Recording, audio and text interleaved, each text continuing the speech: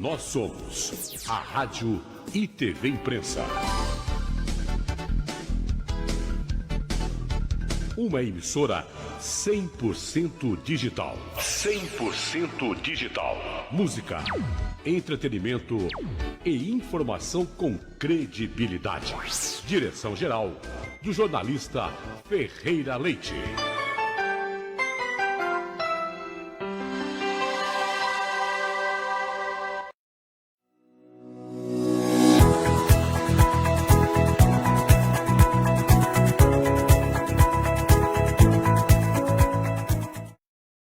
Olá, muito bem-vindos ao Mais Vale, um projeto da SECRE em parceria com a Rádio e TV Imprensa para debater os novos caminhos para o desenvolvimento e a integração do Vale do Paraíba por meio da atividade industrial. Eu sou o Rui Gonçalves, sou jornalista, estarei aqui com vocês hoje nos próximos encontros, né? Aqui comigo estão aí para a nossa primeira edição do Mais Vale o Bruno Frossard, o Wagner Siqueira e o Eduardo Piloto. O Bruno e o Wagner são diretores da SECRE e o Eduardo Piloto é membro do conselho da associação. São todos empresários, o Bruno e o Piloto são da área industrial, o Wagner da área de tecnologia. E por que eles estão aqui, né?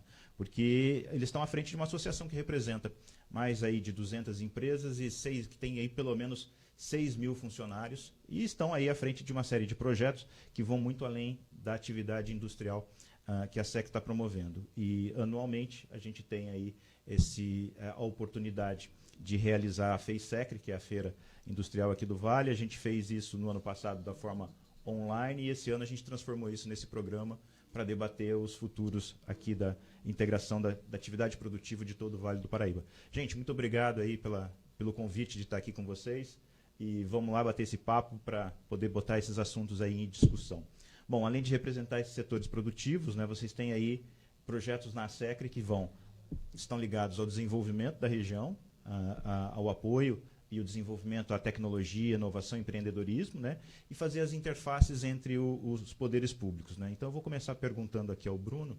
Bruno, por que uma associação que nasceu para representar os interesses de um grupo de empresários, de um espaço bastante específico, que é a região das Chácaras Reunidas em São José dos Campos, cresceu dessa forma para integrar todo o Vale do Paraíba, indo até a região da Grande São Paulo, e passou a atuar em diferentes frentes? Por que isso é necessário? É necessário porque existe uma demanda clara em relação à indústria. Em tese, a gente tem várias entidades que representam a indústria, mas de maneira objetiva, isso não vinha acontecendo. A SECRE, por outro lado, ela nasceu de desafios objetivos. A SECRE ela nasce há 3 décadas atrás, quase, necessidade de asfaltar o bairro, depois trazer o saneamento. Então, a partir de pautas objetivas, ela começa a agregar entidades, agregar pessoas, agregar voluntários e ser representativa. Gradualmente, o que começa num bairro, toma uma escala para representar a cidade, porque as pautas ali elas passam a crescer e a gente, com o tempo, começou a atrair empresas de toda a região do Vale do Paraíba, né? Hoje a gente tem associados que vão de Santo André, na Grande São Paulo, até o fundo do Vale. E a gente fica muito feliz com isso, né? Então, parte dessa expansão, ela nasce não por uma vontade determinada da associação, mas por uma demanda da sociedade, uma demanda específica em relação a esse segmento industrial que não se via representado, né?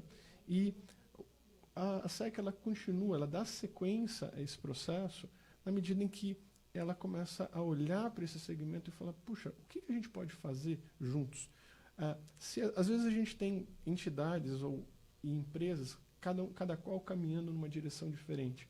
Na medida em que a gente coloca todo mundo junto, de maneira integrada, com um foco determinado, essa discussão e essa colocação ela tem muito mais peso. E, a partir disso, a gente concatena uma série de iniciativas que perpassam várias necessidades expressas pela indústria de uma maneira coordenada. E isso só tem tomado vulto e crescido ao longo do tempo. Legal. Eu acho que a gente pode transformar essa dinâmica aqui num grande bate-papo. Então, sem muita formalidade, sem ficar passando a bola um para outro, a gente vai discutindo aqui os temas. E o primeiro tema que eu queria colocar é justamente a dificuldade que a gente tem enfrentado nos últimos anos da indústria local, que é uma fonte super importante de geração de riqueza para o Vale, de geração de empregos para o Vale, vem enfrentando diante de uma situação que a gente está colocada pelo cenário internacional. Quer dizer, a competição com a indústria internacional, quer dizer, os efeitos do câmbio, uma hora está muito favorável para a importação, outra hora está favorável para a exportação, mas a gente nunca está no time certo, porque essas coisas são muito rápidas e você não consegue fazer uma programação de longo prazo. Ou seja, a gente sofre bastante para continuar aqui instalado, produzindo, gerando emprego, desenvolvendo a região. Sobre esse aspecto do caminho do desenvolvimento, e aí eu vou começar trazendo o Wagner para a conversa, mas todo mundo pode contribuir. Wagner, como é que a gente consegue efetivamente dar uma base para garantir a sustentação desses negócios ao longo do tempo? Bom, muito obrigado mais uma vez estarmos aqui todos juntos para debatermos assuntos tão importantes para a nossa região, para a nossa cidade, né? Primeiro, deixa eu falar um pouquinho da criação do nome. Por que Mais Vale? Né? Por que Mais Vale? E o logotipo ele exemplifica muito, porque nós temos que tratar tudo de forma conjunta. Né? Nós somos um organismo único, nós somos um ecossistema envolvendo todas as cidades da região do Vale do Paraíba. Então faz sentido chamarmos todos que aqui estão, todos que aqui criam seus filhos, que desenvolvem seus negócios, para que possamos discutir o futuro. Porque, na verdade, hoje nós vivemos em algo que construíram para nós. Então nós temos que construir o futuro para as próximas gerações. O que nós vamos deixar de legado? Nós precisamos deixar um legado de emprego, de renda, de prosperidade para as próximas gerações que estão por vir. Precisamos chamar as empresas, né, entender as demandas, quais são as demandas delas, e eu diria não sei se a expressão correta é essa, mas de baixo para cima, né? Nós nos unimos, chamarmos os entes, todos os poderes, né, o local, o estadual, o federal, e apresentar situações concretas de soluções de fato que venham trazer essa prosperidade futura. Temos problema de financiamento, temos problema de disputa de mercado com outras regiões do planeta, então nós temos que discutir isso de forma conjunta. Eu acho interessante quando vocês falam de integração, de discussão conjunta, porque não dá para resolver o problema de um sem resolver o problema dos outros. Né? Não adianta você chegar e resolver o problema da indústria se você não resolve o problema do mercado consumidor. E aí você não resolve o problema do emprego, e aí você não resolve o problema do desenvolvimento da região, do desenvolvimento do país. Então as coisas estão todas interligadas. Então não é uma solução para um, é uma solução para vários. Bruno, como é que você vê esse tipo de atuação? Vocês que estão atuando em diversas frentes para poder fazer com que o desenvolvimento seja integrado e inclusivo.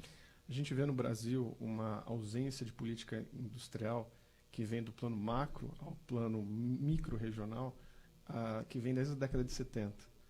E, em paralelo, a nossa região, que tem na indústria uma grande fortaleza, tem sofrido de uma maneira muito severa.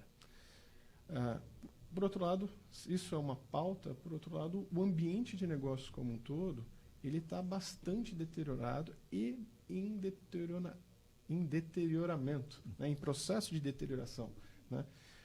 Como a gente vê, que caminho que a gente vê para fomentar esse desenvolvimento, para buscar essa reversão dessa tendência?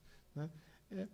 Atuando, né, e chamando as pessoas, os entes que fazem parte disso, para conversar e integrar para uma direção comum. Né? Então, quando o Wagner estava falando, a ideia, o conceito por trás desse programa, né, quando a gente fala de integração, do Mais Vale, né, poxa, como é que a gente pode fazer para...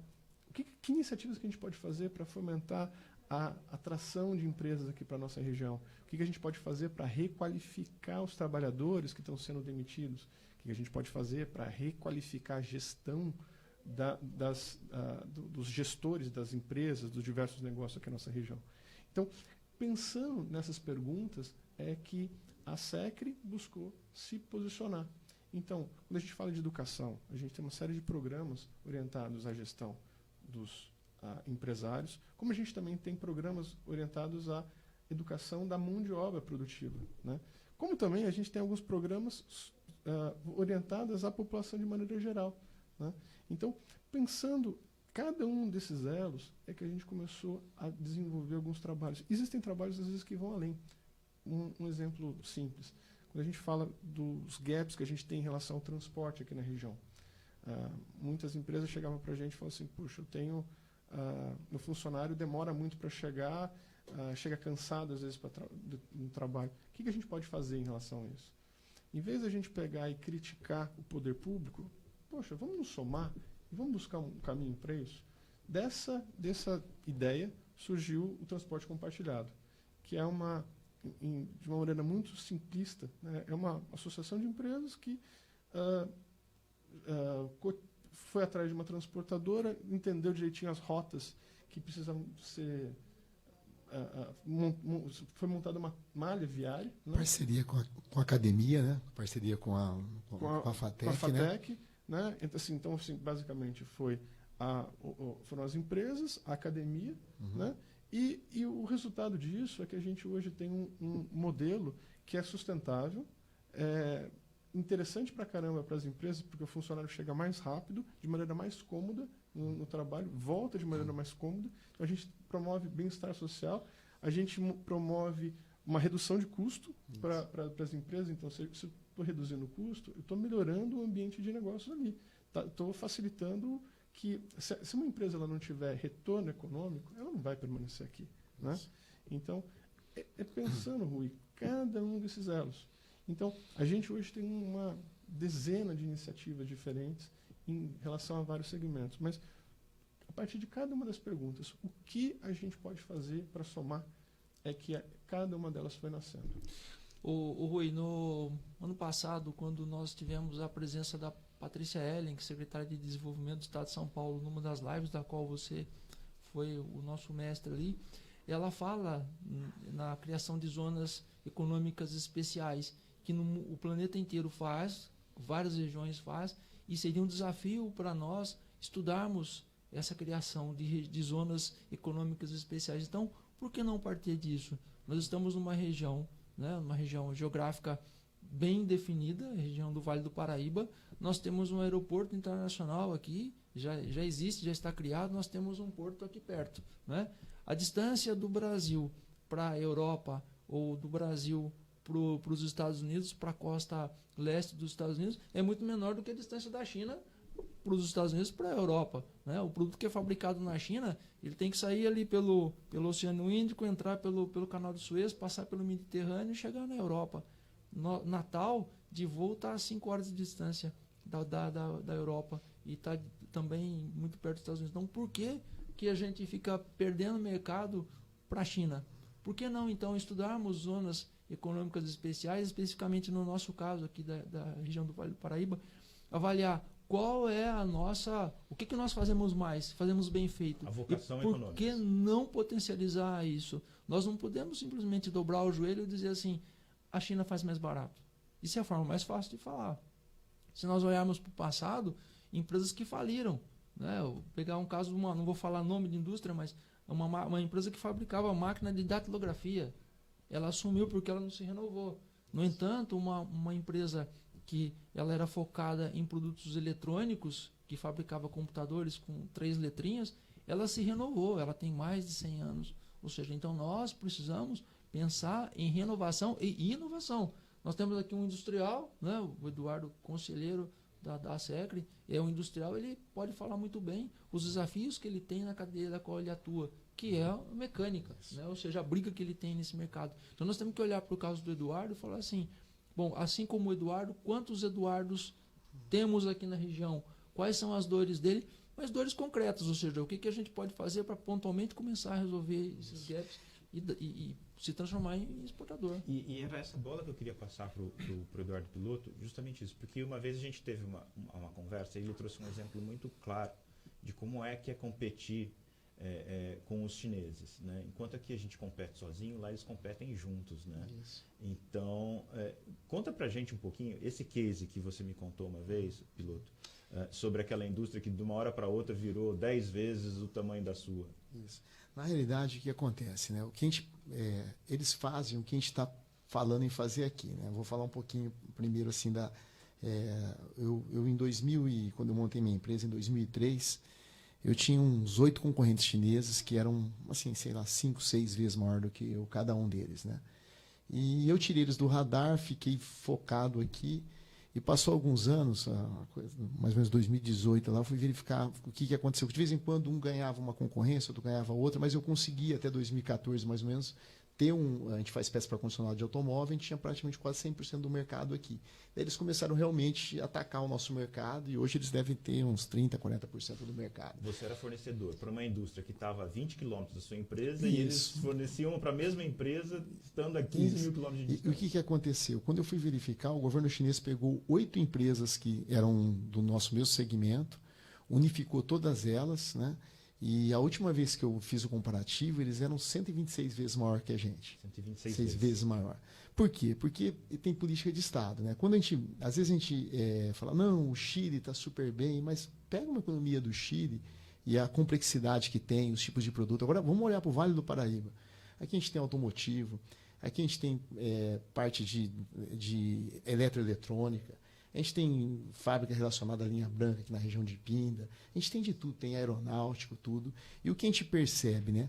Precisa de uma análise nesse momento, ou seja, do que está acontecendo, porque o mundo são algumas cadeias produtivas hoje, né? Ou seja, tem eletroeletrônica, tem linha branca, tem aeronáutica. E nessas cadeias produtivas só está entrando quem tem escala, que a gente falou, quem tem escala, tem tecnologia, tem que ter dinheiro barato. Essa é a somatória de tudo, né? Educação, escala, tecnologia, dinheiro, alongamento, previsibilidade. E o que está acontecendo com as nossas empresas do Vale do Paraíba? A gente teve 2 exemplos de empresas mundiais que tomaram a decisão de sair recente. E se a gente não analisar quem está aqui, e dá tempo ainda, porque praticamente a gente tem representante em todas essas cadeias. Praticamente todas essas cadeias importantes, a gente tem representantes importantes ainda aqui lutando. Mas você verifica, por exemplo, um diretor de uma multinacional foi visitar a semana passada, que é um amigo. E hoje, por exemplo, ele toma conta de 2 fábricas no Brasil, uma na Argentina, mas tem um cara que toma uma fábrica, sei lá, 3 ou 4 na Europa, que briga com relação a custo com ele.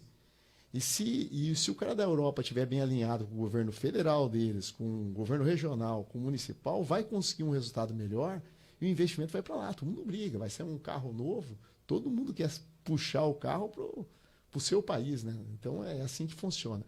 Então eu acredito o seguinte, que nesse momento, quando o Wagner falou, a gente está realmente colocar os secretários da região de desenvolvimento para conversar, puxar o pessoal da Secretaria de Desenvolvimento Econômico do Estado de São Paulo para conversar. A gente tem, acho, uma região com uma série de empresas que dá para a gente conversar com eles também, sentir o que está acontecendo e ver o que a gente faz para a gente não ser empurrado para fora dessa cadeia produtiva. Porque depois que você é empurrado para fora, hoje, muitas dessas cadeias, que o Brasil já foi muito forte em engenharia, não é mais.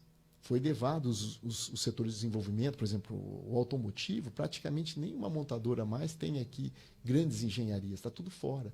Então, quando você perde a engenharia, você já passa a não participar de produto, você já tem que pensar em montar a fábrica moderna. Então, nesse momento, eu até falo, é muito difícil recuperar essa engenharia, mas nós temos que se organizar para ter fábricas modernas aqui, ou seja, o que a gente pode fazer. Então, assim, eu acho que é uma região até que dá para fazer até um teste, um case, porque é uma região muito rica em diversidade. E eu acho que a gente tem que colocar isso para discutir. E o que o Wagner falou, caso concreto. Fala, puxa, o que aconteceu com a empresa de Taubaté lá, que parou de fabricar monitores? Vamos falar, celular foi uma decisão mundial. Mas por que fabricar monitor aqui não está legal? Então, isso aí que a gente tem que fazer. Justamente, são essas 2 perdas muito sérias que o Vale do Paraíba teve, por decisões estratégicas de empresas, no caso da Ford, que decidiu deixar de produzir automóveis no Brasil depois de 100 anos.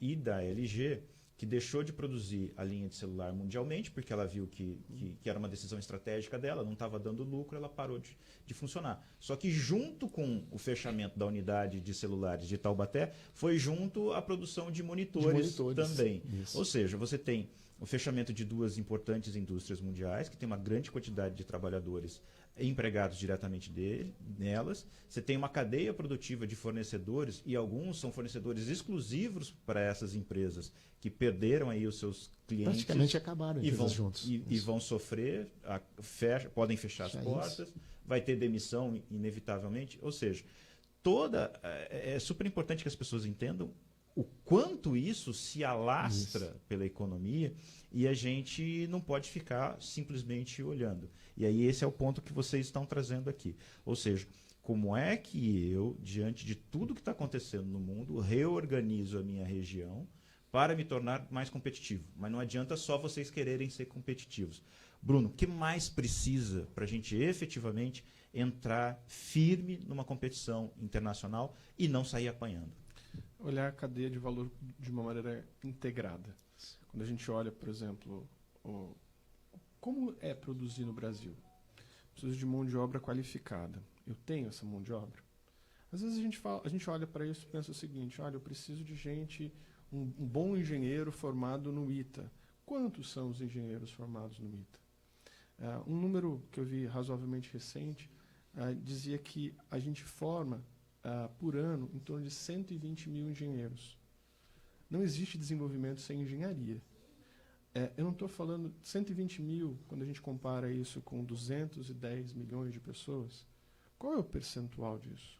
Então, se a gente não quiser fazer essa comparação, vamos comparar com a população economicamente ativa.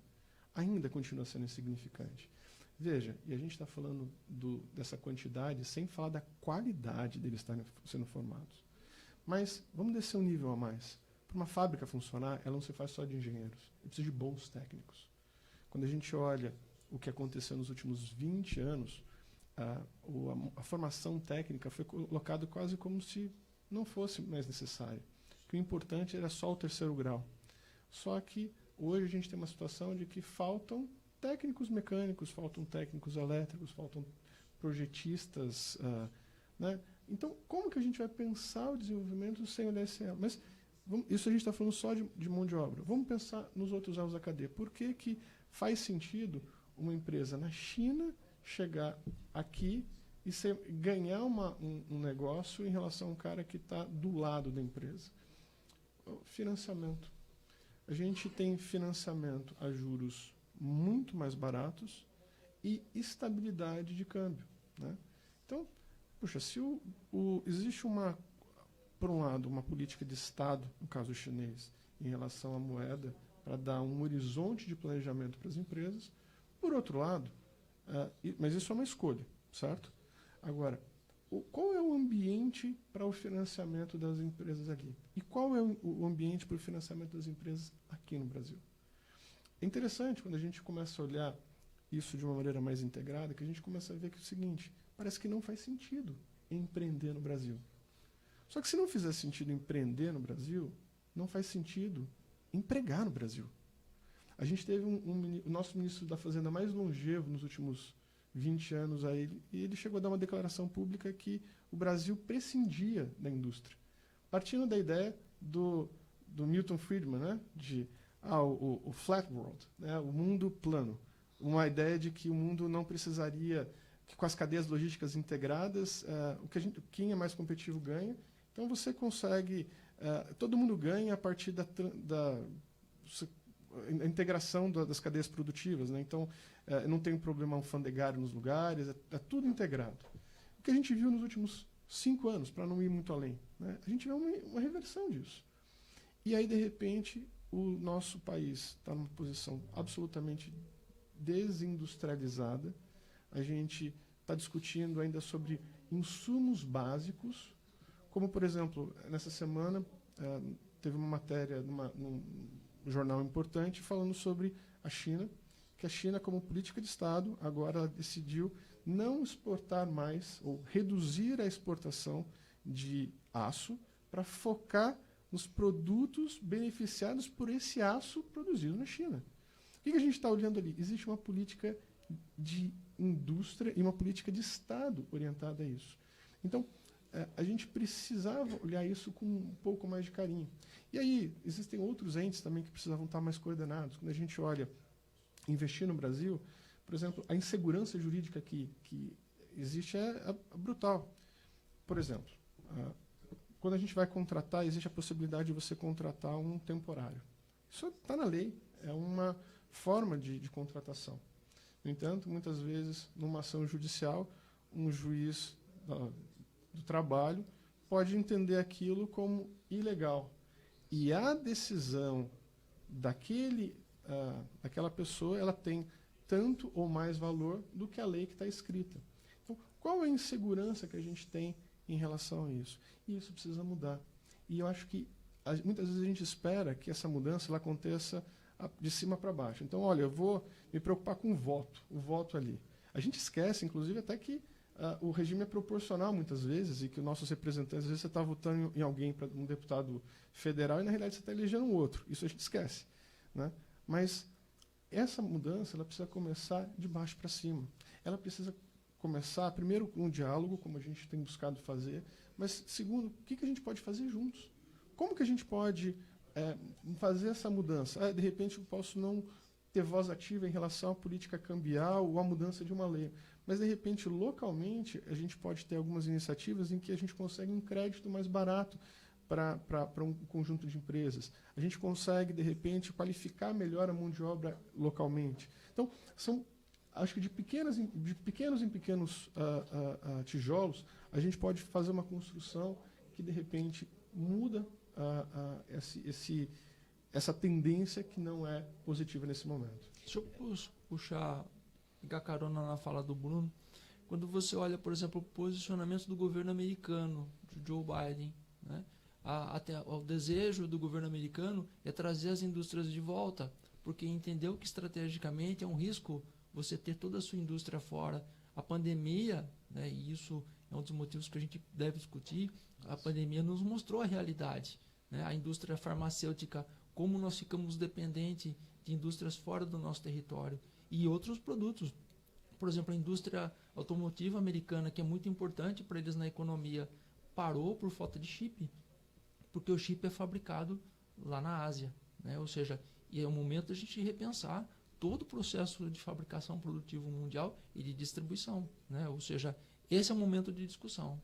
A pandemia ela gerou uma grande oportunidade das pessoas tomarem ciência do que foi esse processo de globalização, mas de transferência da atividade produtiva pura e simplesmente para o local onde era mais barato de fazer.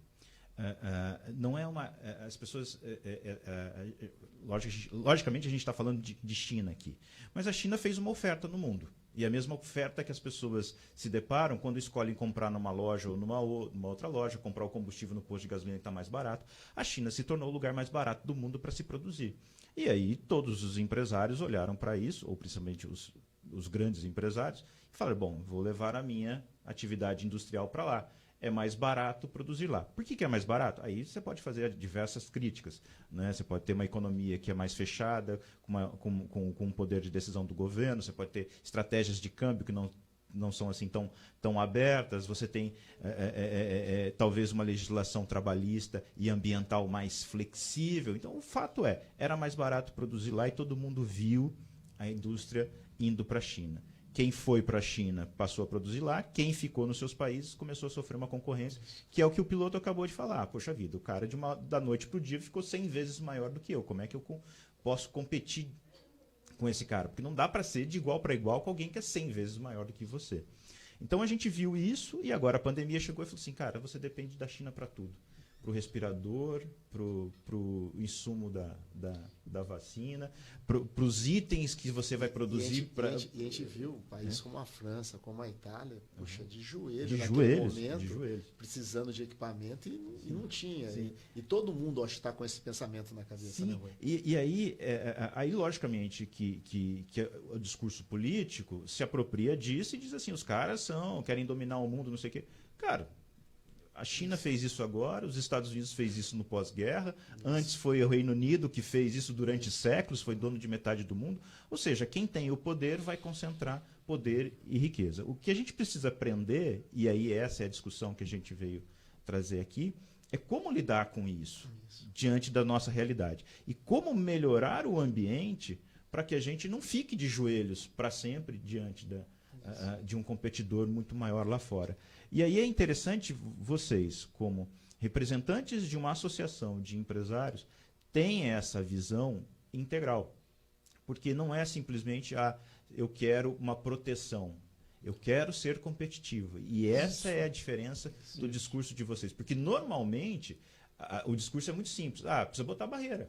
Aumento de imposto de importação. Aumenta o imposto de importação. Aumenta o imposto de importação. Só que isso lá atrás a gente já fez e não foi bom para o Brasil.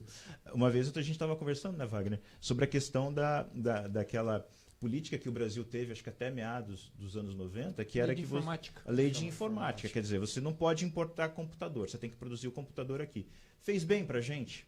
Um desastre que isso beneficiou justamente o mercado de contrabando, né? Ou seja, o pessoal trazia de outros países, né? Paraguai virou um grande produtor. Era assim que funcionava, ou seja, não deixou de chegar o produto aqui de alguma forma, só que de forma ilegal e prejudicando justamente a indústria nacional e os recursos públicos, né?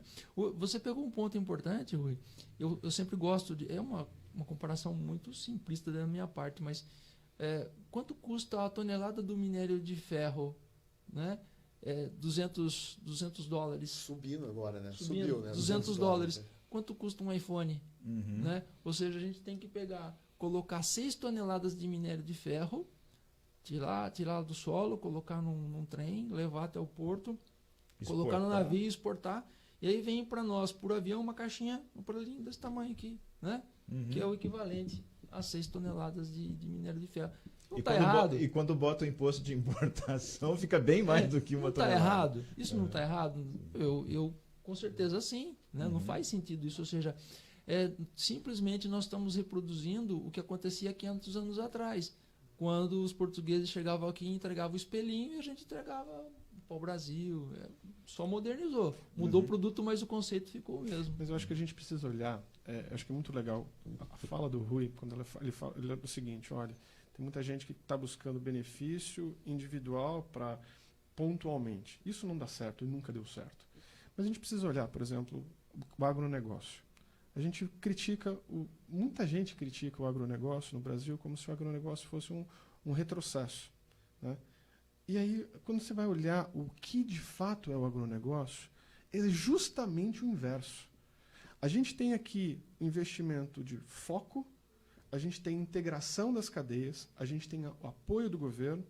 E qual é o resultado? Eu lembro quando eu estava no vestibular, a definição de cerrado era terra pobre, com vegetação rasteira e de galhos retorcidos. O que é o cerrado hoje no Brasil? E por que ele é? Hoje, se você anda no cerrado, você pega um avião, você anda, e você vê plantação, é verde, verde, verde, verde, verde. Mas por que isso? Porque teve investimento em tecnologia.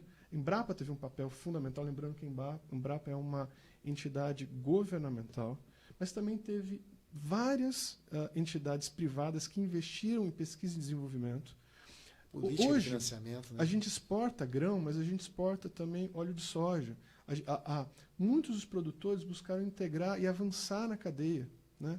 Puxa, por que a gente não faz isso na indústria? Quando a gente está falando do minério de ferro, por que a gente não olha para isso da mesma forma como aconteceu no agronegócio, que muita gente, de forma ignorante, critica?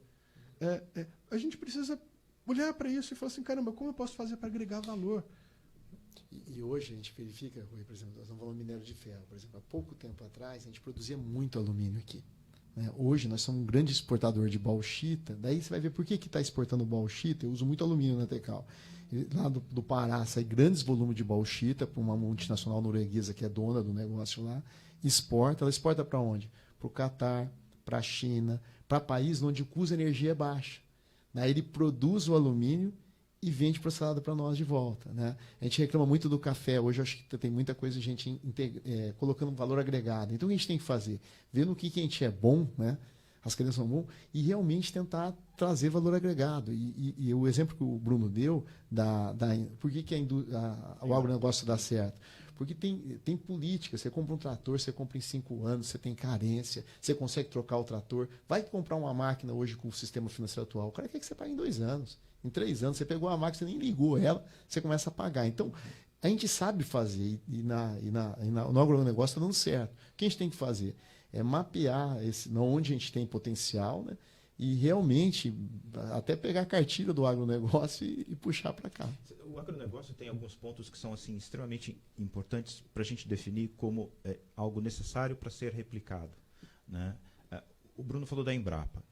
Eu, como jornalista, tive a oportunidade de visitar algumas unidades da Embrapa. E a principal, a que eu conheci mais detalhadamente, é a unidade de Londrina, que é a Embrapa Soja. A quantidade de pesquisadores com título de doutorado dentro daquela unidade é fabulosa. Você olha para o cara, ele simplesmente está no meio de uma estufa, colhendo ali assim, a sementinha da soja, o pólen ali da planta. Você vai falar com ele, ele tem pós-doutorado fora do Brasil. Então, assim, a qualidade desses pesquisadores que permitem transformar o agronegócio brasileiro em algo extremamente produtivo está diretamente associada ao investimento que foi feito na qualificação de mão de obra e na geração de lugares onde eles podem desenvolver tecnologia. E aí o trabalho deles é um banco de sementes fabuloso. Por quê? O que parte do trabalho deles é desenvolver sementes, variedades de soja que são efetivamente produtivas e adaptáveis às diferentes regiões do Brasil, com diferentes ciclos de produção. Então, assim, eu tenho uma soja para colher no início do processo de colheita. E eu tenho uma soja um pouco mais tardia, que eu posso colher 2 meses depois, porque a minha lavoura é tão grande que eu vou levar 2 meses colhendo.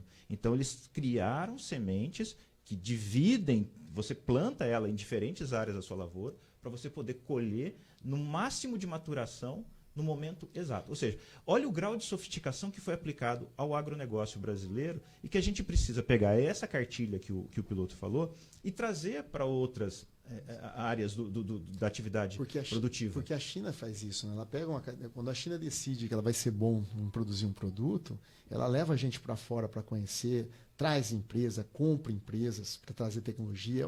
É um pacote, né? E é interessante que é o seguinte, você olha o agronegócio, ele tem desafios que as pessoas não olham.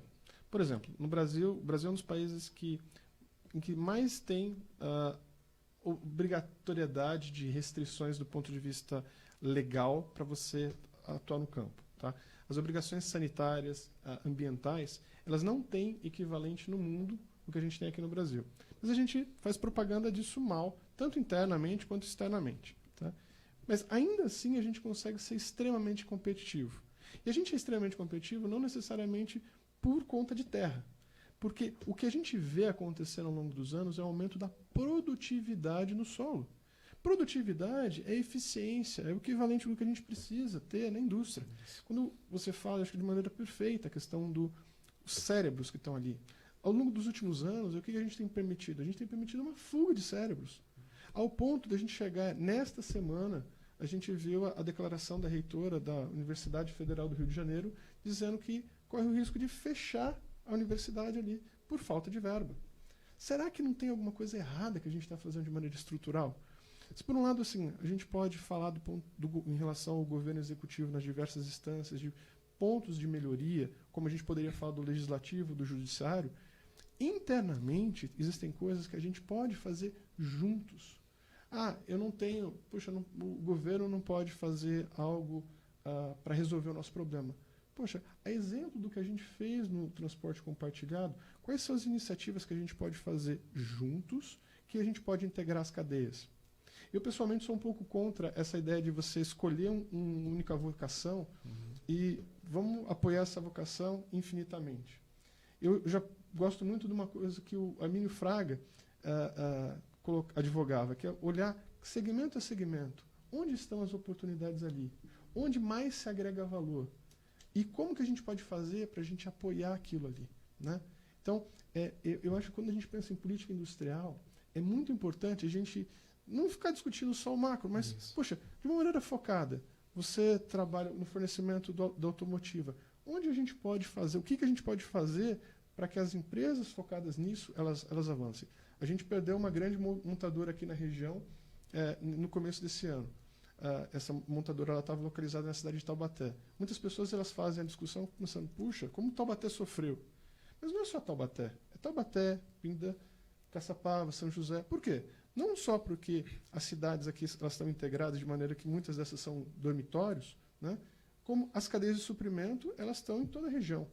O que justifica a atração de uma montadora para uma região não é a montadora em si, mas é a cadeia de suprimentos em redor. Quando a gente fala de uma Embraer é muito importante aqui na nossa região, mas a gente esquece que para ter uma Embraer existe uma cadeia gigante de subfornecedores, não só externos, mas locais aqui, né? Então isso precisa ser olhado com mais carinho. E eu acho que tem alguns desses pontos que eles podem partir da sociedade civil organizada, como a gente está discutindo aqui. Eu não sou de São José dos Campos. Eu vim para cá vai fazer 4 anos. Mas eu sempre admirei São José, desde muito novo. Primeiro porque eu adoro aviação e era sempre uma referência para mim. Mas quando eu vim para cá, eu comecei a entender algumas coisas e que talvez, certamente, os brasileiros não dão muita importância para olhar essas coisas dessa forma, e talvez para quem é daqui da região parece ser natural, mas não é. Não é. Eu que já morei em umas 10 cidades diferentes, eu sei que essa região aqui tem algo bastante diferente. E aí a primeira coisa que eu percebi São José dos Campos tem mais instituições de ensino superior do que qualquer outro tipo de cidade. São Carlos se vangloria de ter 2 grandes universidades públicas. São José dos Campos tem 3. Tem o ITA, tem a Unesp e tem a Unifesp. O maior número de PhDs. Você tem uma grande quantidade de pessoas altamente qualificadas, você tem gente trabalhando no setor que melhor paga, porque é o setor industrial, porque os empregos industriais são os empregos com melhor salários. Porque também são os empregos que exigem maior qualificação. Então, portanto, explica por que você tem as instituições de ensino aqui. E aí elas dependem umbilicalmente uma da outra. Ou seja, você só mantém essas empresas aqui porque você tem a geração de mão de obra qualificada. E como você gera mão de obra qualificada em grande escala, você justifica ter o emprego aqui. Aí você tem toda a questão logística que o Bruno já trouxe, quer dizer, as estradas, o porto perto, aeroportos e tudo mais. Então, ou seja, isso daqui é diferente. A região, o Vale do Paraíba é diferente. As pessoas que estão aqui, elas se diferenciam da média das pessoas do Brasil, porque elas estão num ambiente mais desenvolvido, mais competitivo, com mais acesso à qualificação, à informação e educação, principalmente. Por isso que eu vou te falar, é uma percepção minha, pode ser achismo, mas é verdade. Você anda pela rua em São José dos Campos, a cidade é mais organizada e ela é mais limpa do que outras cidades do país. Então, tudo isso tem que entrar na conta do desenvolvimento. Então, quando vocês vêm falar aqui de novo de integração, desenvolvimento em conjunto, união, políticas adequadas para o desenvolvimento, no final das contas, é disso que a gente está falando. É uma cidade mais organizada, com um índice de violência mais baixo, com mais pessoas com mão de obra qualificada, com empregos melhores, com mais imposto, que se reverte em mais investimento nas cidades, portanto, última instância, de novo, qualidade de vida. Ou seja, qualquer movimento que você faz em direção ao que vocês estão aqui defendendo, desenvolvimento integral e em conjunto, por meio da união, vocês transformam isso, em última instância, em qualidade de vida para todo mundo, mesmo para as pessoas que moram nas periferias. Porque, mais uma vez, não vou puxar a sardinha para São José dos Campos, mas, de novo, morei em 10 cidades diferentes, então tenho como comparar. Até a periferia de São José dos Campos, ela é melhor, tem uma melhor qualidade, ela é visualmente mais agradável de transitar por ela do que é a periferia de São Paulo. Quem anda pela periferia de São Paulo sabe as dificuldades de quem vive lá. Portanto, desenvolver significa, em última instância, repito, qualidade de vida para todo mundo. E aí, eu acho que é esse que é o grande problema, porque vocês têm essa percepção. Como é que a gente consegue, então, já que todos nós entendemos isso, colocar em prática? Porque no ano passado a gente se reuniu, a gente fez um debate como esse, e como a gente vai fazer nos próximos programas, a gente vai trazer gente de fora. E a gente vai querer ouvir outras opiniões de gente que não é a SECRE. Vocês estão trazendo isso para introduzir o tema, né? O que evoluiu do ano passado para cá? De todos aqueles debates que nós fizemos, com outros setores produtivos, com o governo, quanto a gente avançou? Rui, primeiro, na sua fala, né, é importante lembrar que onde nós estamos hoje começou com decisões de 50 anos atrás, 60 anos atrás, né? Na década de 50, quando foram tomadas decisões. Então, as posições que nós vamos tomar hoje, as decisões que nós vamos tomar e as discussões que nós vamos fazer vai impactar no futuro para as próximas gerações. Isso que é muito importante.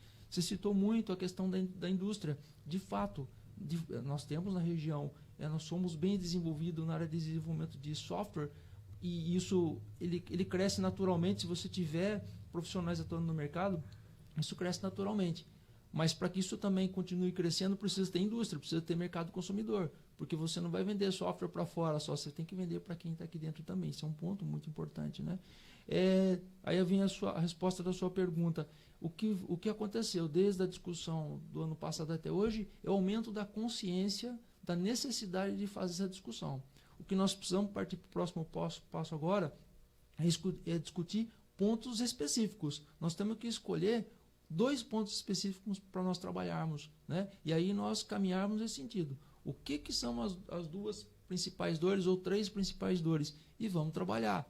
Por exemplo, é uma zona econômica especial que nós podemos trabalhar? Vamos em cima, vamos chamar as prefeituras, vamos chamar o governo do estado, vamos chamar os deputados federais que nos representam. Nós precisamos desenvolver isso aqui. E São José, a região do Vale do Paraíba, ela sempre foi inovadora, ela sempre pensou diferente, ela sempre pensou à frente. E nós temos que, de novo, retomar isso. Não podemos ficar deitados eternamente em berço esplêndido, ao som do mar à luz do céu profundo. Não dá para ser assim. Está no hino, é bonito, mas não podemos ser assim. Mas eu acho que uma coisa que mudou substancialmente foi não só a sensibilidade das pessoas, que elas estão mais... elas perceberam que essa integração é necessária, como a gente viu e tem visto uma resposta do governo na região, né? A gente logo no princípio desse ano a gente sentou com a maior parte dos secretários da indústria e desenvolvimento aqui da região. Alguns casos de maneira proativa, de outras formas reativa. Deles nos procuraram e falaram assim: olha, eu quero ajuda, preciso de ajuda, né?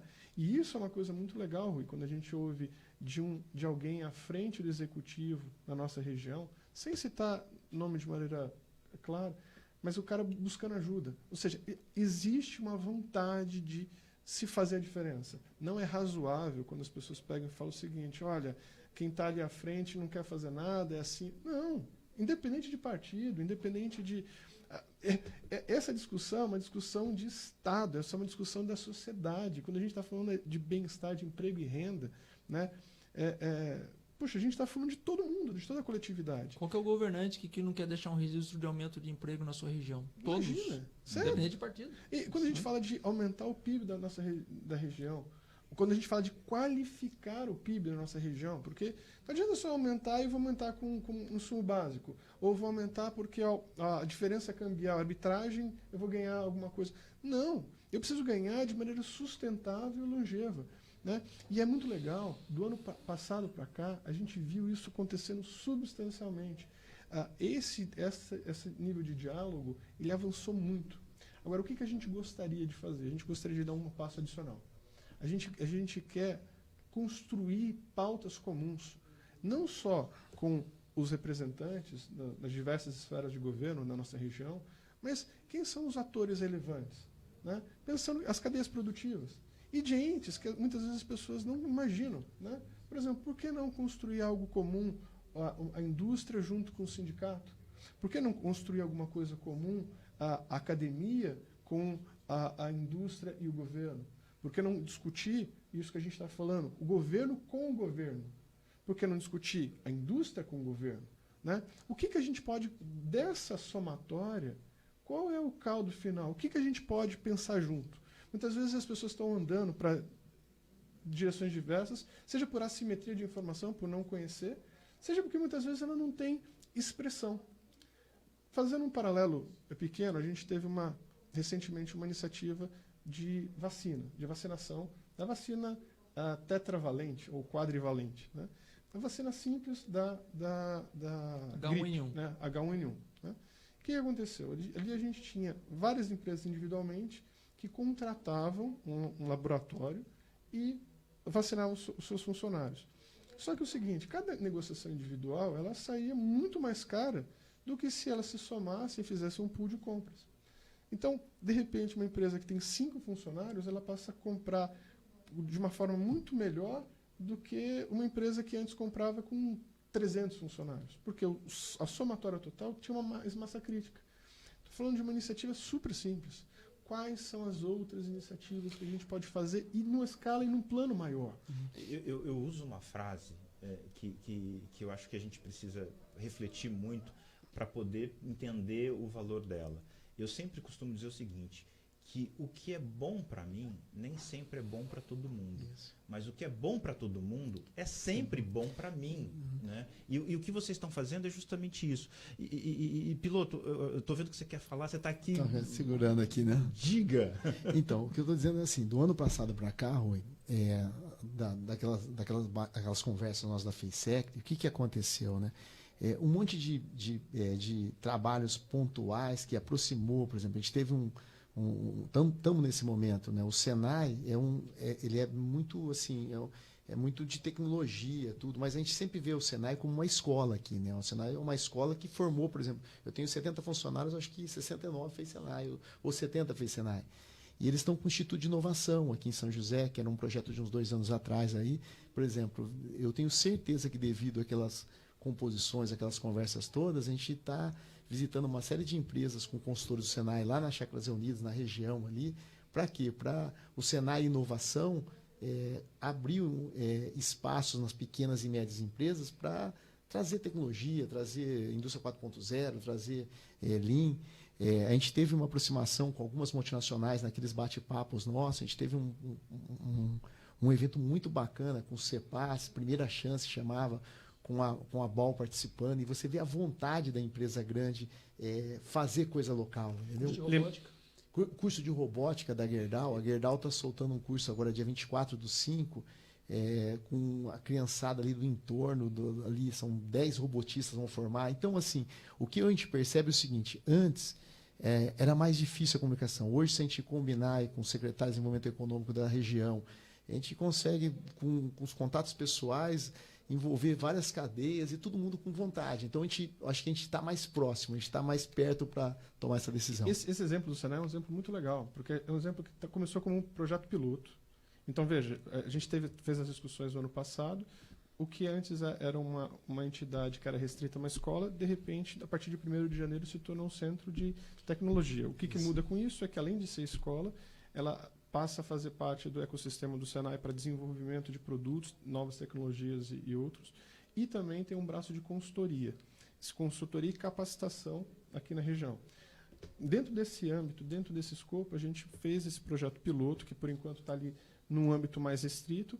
Em ele dando certo, o que a gente está buscando? Assim, não é só a consultoria, mas quais são as políticas públicas nas diversas instâncias que elas podem ser acessadas pelo empresário aqui na nossa região. Como é que elas podem se desdobrar em relação à qualificação da gestão aqui na região? Como é que elas podem ser desdobradas em relação à melhoria da remuneração do trabalhador? Ou aumento da contratação? O que a gente pode fazer de fato a gerar resultado aqui? Né? Ou da gente racionalizar as estruturas? Né? Então, em ela dando certo, a ideia é que isso a gente possa expandir para o Vale do Paraíba como um todo. Esse Instituto de Inovação, aliás, ele surgiu para atender de Taubaté a São José, a região inteira. A gente começou com esse projeto piloto aqui, mas a ideia, eu acho que... E vai dar certo, está dando certo, né? É um exemplo. Então, do ano passado para cá, Rui, a gente está muito mais próximo, os grandes, os pequenos, as organizações, a academia. Eu acho que a gente está muito mais maduro para fazer essa conversa de cadeia produtiva, fazer essa análise e fazer esse avanço, né? Eu acho que a gente está num momento bem interessante. No momento da dificuldade que a gente começa a se dar conta e ganha energia para resolver o problema. A sensação que eu tenho é que a gente está tomando pancada há muito, muito, muito tempo. Muito, muito tempo.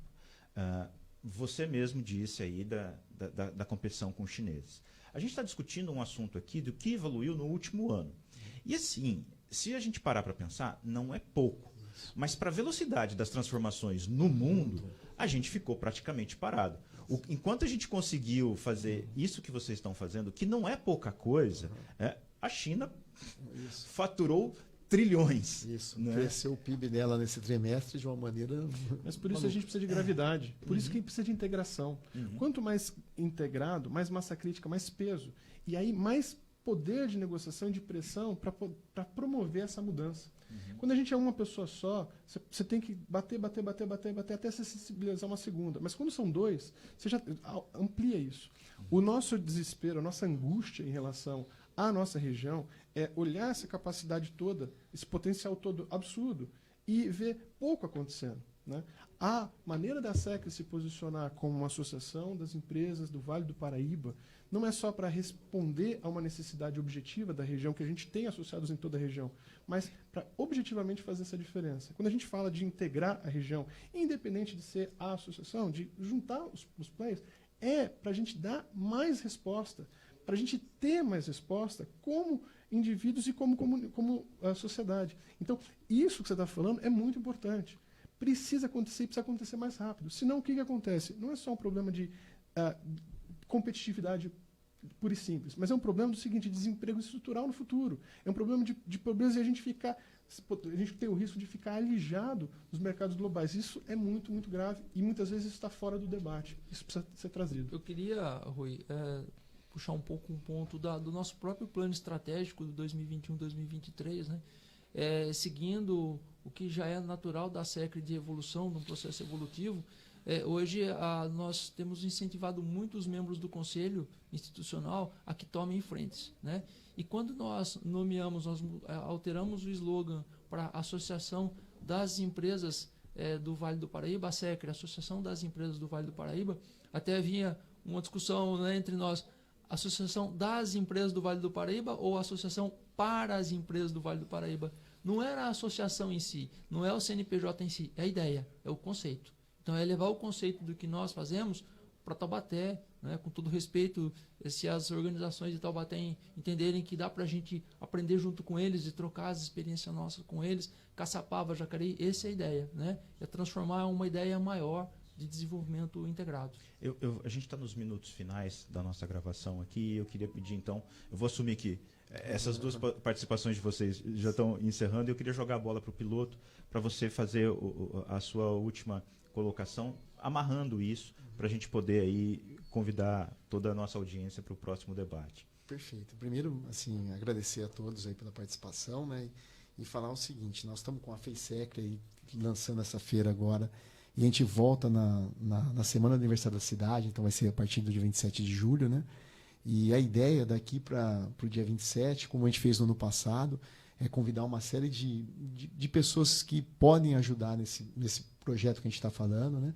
E realmente a gente andou um pouco do ano passado para cá, mas a gente quer daqui para a FEISECRE, ou seja, desenvolver isso e realmente colocar 2 ou 3 planos aí, né, envolvendo todas as esferas de governo, né, envolvendo as empresas. E como a gente está começando antes também, não tão antes como a gente gostaria, o lançamento da FEISECRE, mas colocar mais empresas. A gente está com um custo bem, assim, fizemos um custo assim para realmente integrar um pequeno inventor, uma MEI, tá assim, para quê? Para a gente realmente trazer mais gente para essa discussão, né?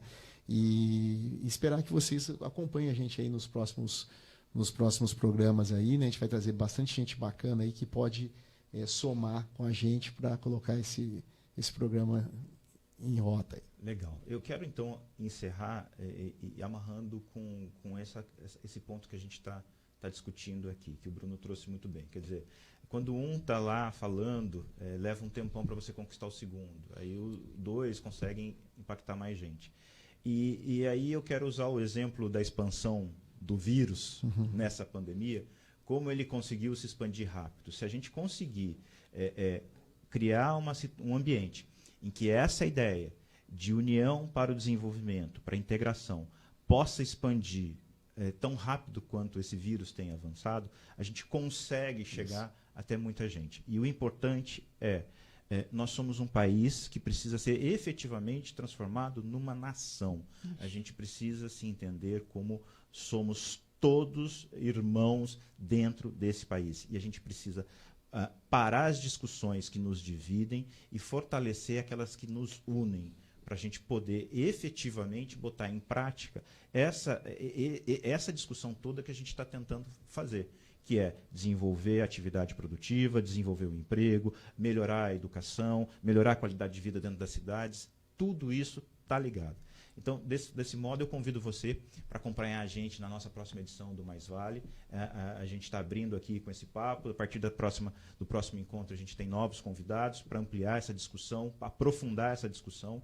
Quero agradecer, então, à SECRE, porque está organizando esse evento e está patrocinando essa iniciativa. Agradecer toda a equipe da Rádio TV Imprensa pelo espaço que ofereceu para a gente. E dizer muito obrigado a cada um de vocês e até a próxima. Obrigado, um grande abraço. Até a próxima.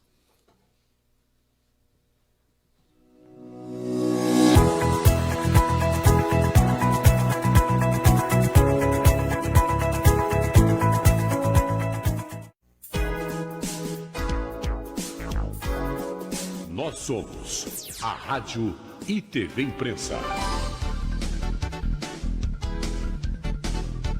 Uma emissora 100% digital. 100% digital. Música, entretenimento e informação com credibilidade. Direção-geral do jornalista Ferreira Leite.